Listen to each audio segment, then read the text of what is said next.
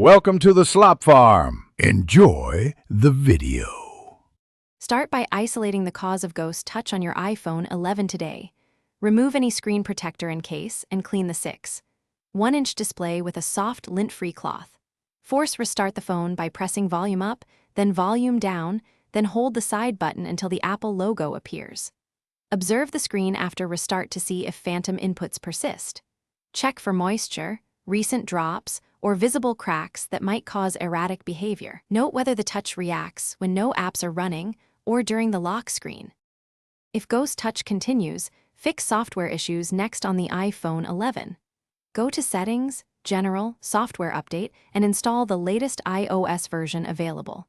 Back up your device to iCloud or a computer before major resets. iCloud free tier provides 5 GB of storage. Remove recently installed apps that showed issues or heavy battery use. If problems persist, choose Reset All Settings to retain data or perform a recovery mode, Restore from a computer. Test the screen between each step to identify the action that resolves the behavior. When software steps fail, evaluate hardware repair options for the iPhone 11. Remove any protector and inspect the 6.